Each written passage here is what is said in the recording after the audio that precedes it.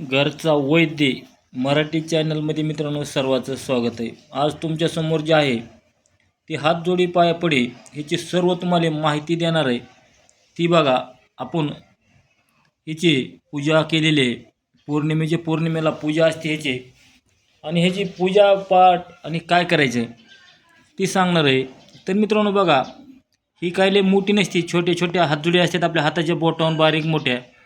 आणि ज्यांना हातजोडी पायापुढे दिलेले आहे त्यांचा रिजल्ट वर्षभर राहतो। वर्षानंतर हातजोडी पायापुढे बदलायची असते। लोक वर्षानुवर्षे ठेवतात आणि वर्षाला ही बदलून दुसरी घेतल्यानंतर अजून काम चांगल्या प्रकारे होतं।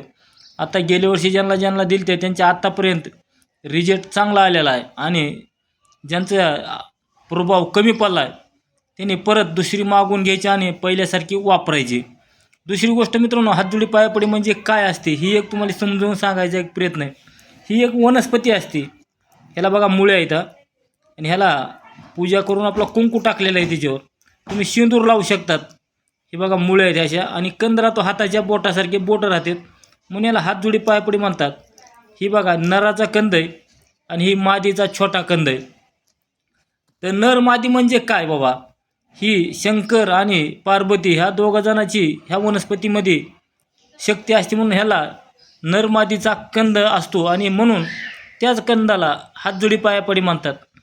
तर बाबा, शंकर आणि पार्वती ही दोघं जर जिथं असतील तिथं वाईट शक्ती राहत नाही, आणि तिथं घरामध्ये सुख समाधान राहते, घरातले निगेटिव्ह ऊर्जा निघून जाते।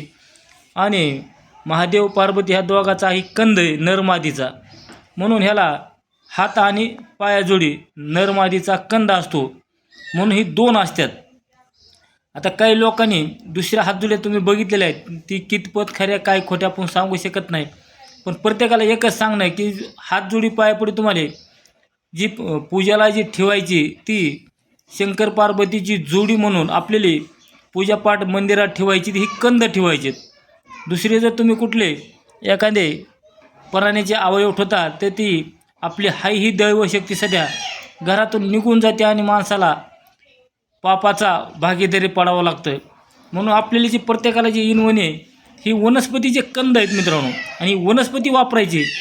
हिला काही ठिकाणी जंगलामध्ये भरपूर प्रमाणात वापरलेली असते, फक्त तुम्हाला ओळखून आणणं ही काळाची गरज आहे।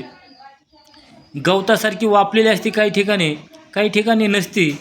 आता या आपण काही ठिकाणी वैद्याच्या सल्ल्यानं वैद्यकून पुष्य नक्षत्रावर विधिवत पूजापाठ काढून आपण काढलेले असते, आणि ह्याचा रिजल्ट चांगला आलेला आहे। ह्याचा पौर्णिमेला ह्याची पूजा आहे, आणि पूजा करत असताना तुम्हाला कालिकेचा महादेवाचा या दोन्हीचा जरी जप केला आणि घरात ठेवून दिली तरी चांगल्या प्रकारे काम करते।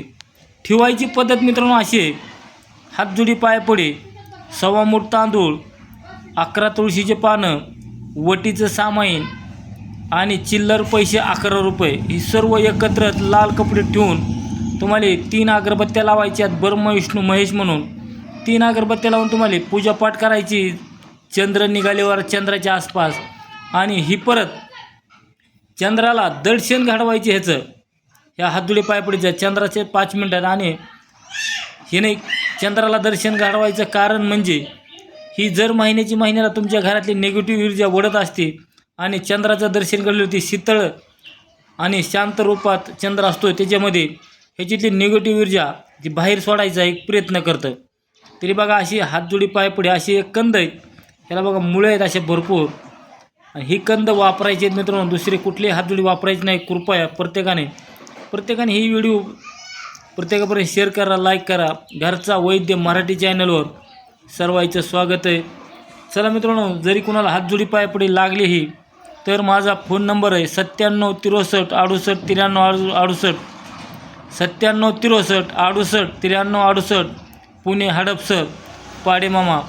घरचा वैद्य मराठी चॅनलवर सर्वांचं स्वागत। जय हरी, राम राम।